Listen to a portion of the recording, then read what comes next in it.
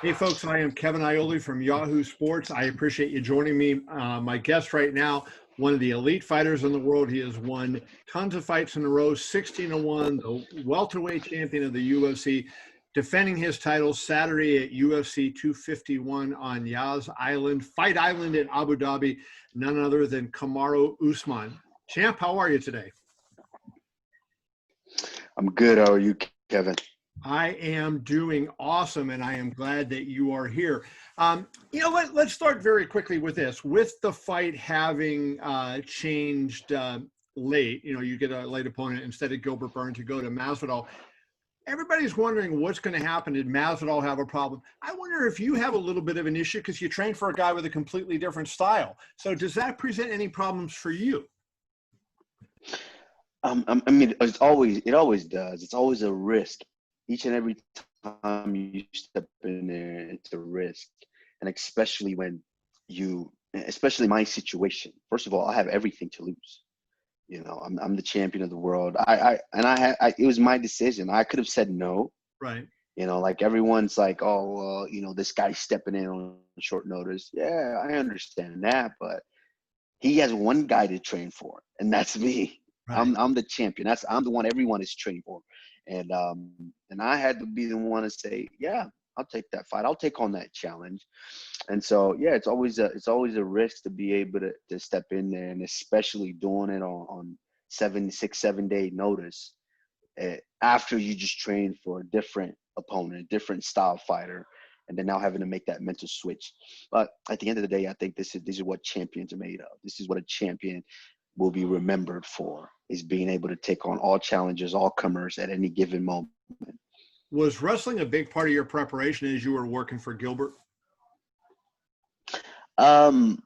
Wrestling is always a big part of my preparation. I try to, obviously nowadays I can't wrestle as much as I want to, because there's so many facets of the game that you want to improve, and wrestling happened to be one of those facets to where I'm most dominant. And so obviously you spend a little less time on that and focusing more on everything else and just being a well-rounded fighter. But yeah, with Gilbert Burns, definitely I worked on my wrestling, because that's where I feel like with each and every person I fight, I have an advantage over. So I have to make sure that I keep that ace in my back pocket.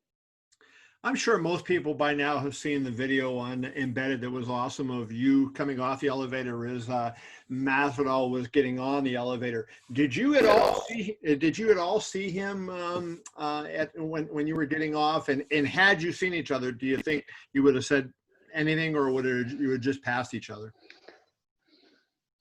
No, that's the crazy thing is, I didn't even during the situation, I didn't even put two and two together, because when I saw the video, like he had a beanie on and a sweatsuit on and something like that, and a mask over his face or something, and just walked. He had his back turned and just walked in the elevator.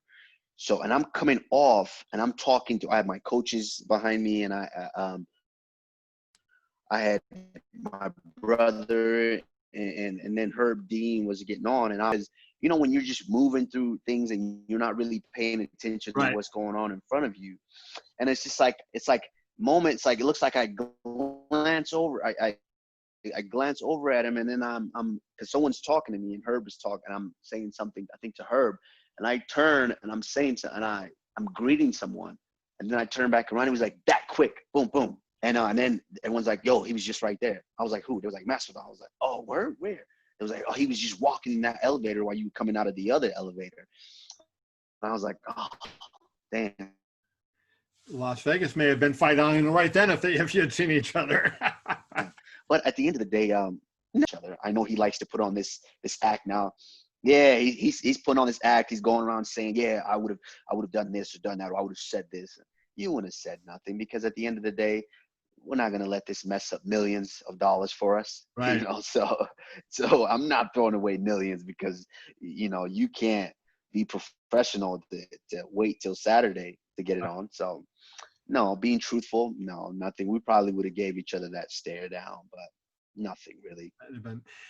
You know, one of the things, I don't know if people know, you trained with Henry Hoof before, a renowned striker. Now you went out to Denver because you thought you were going to be fighting Gilbert Burns. You don't want to train together, obviously, with the guy you're fighting. So yeah, you got Trevor Wittman, you know, one of the best striking coaches in the business, one of the best MMA coaches in the business. In my mind, a significantly different style than what Henry Hooft has. So what will we see different in your game in terms of your striking ability, what you can do in the cage, as you've had a chance, you know, to work under Trevor Wittman's tutelage for a couple of months?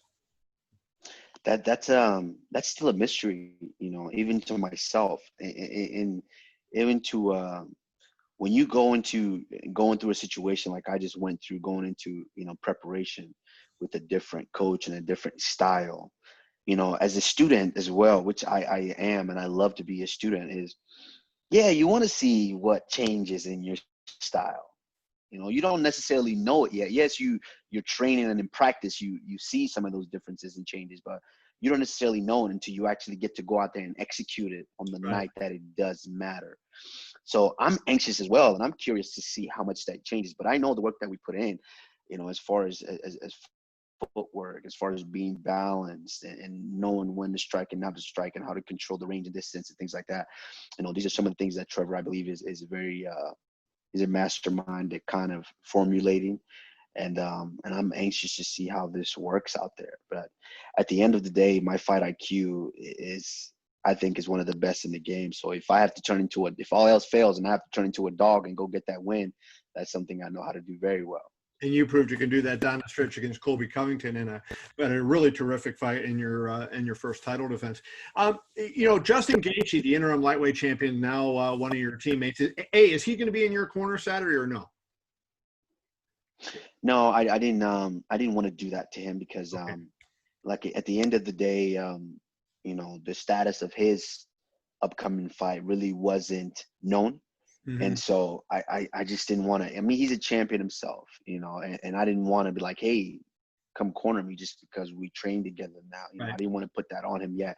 I wanted to give him his time to still, you know, because he just fought not too long ago. Give him time Right. to still really enjoy and bask in all of that. And at the same time, you know, start training yourself.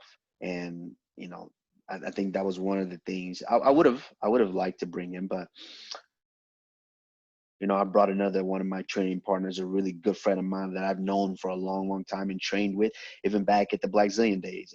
Okay. Was on the Ultimate Fighter with me, Carrington Banks, and so yeah, you know, I've got those bases all covered. We know when you're going with Justin Gaethje, that was going to be an unbelievable. We couldn't really see too much of that footage. We would want to see it. Do you think that the fight with Masvidal will, in any way, be like what those sparring sessions were? Do we have that much to look forward to? Um, I don't think they will be because No. I think when it comes to actually being in a fight, I know how to kind of neutralize certain areas and do kind of what I want to do and control what's going on. But when it comes to training, I try to put myself in the most uncomfortable situations possible. So whenever I do happen to be in those situations in a fight, then it's not foreign to me. I know how to navigate myself through those waters. And so that's why it's great going with someone like Justin, because he will make you uncomfortable. That's for damn sure. And he's a wild man. He's a madman in training, and we know he's a wild man when it comes to fighting. So I think those are great to prepare me for anything, especially training for someone like Gilbert Burns, because Gilbert, I believe, is a new dog in that welterweight division, and I had to prepare every way possible for that. So I don't expect Masvidal to be in that way, but I'm prepared for it if he does turn into that type of dogfight. Now, Dana White has insisted that the Masvidal's BMF title will not be at stake. It's just going to be your welterweight title. He said the BMF.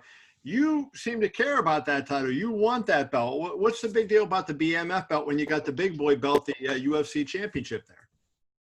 No, honestly, I really don't care about it. That's the big thing, is I don't care so much to where I've said it time and time again.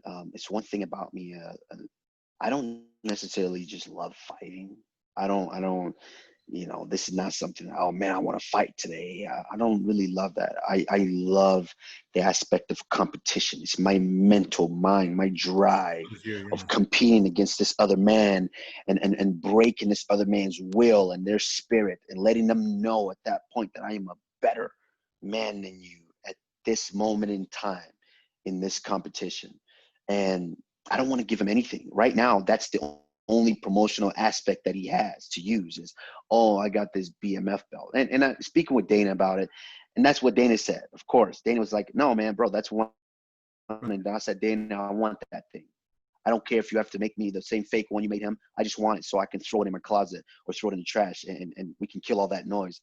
And he said, no, man, that was one and done. That was a participation deal that I did for him just to, just to big up that event, help build up that UFC 244. But he said, that means nothing. It's one and done, and I said, okay, I respect that, boss, but at the end of the day, I want to make sure after I go out there and do my job and silence this guy, I don't ever want to see a headline, them putting those initial on there because that means nothing.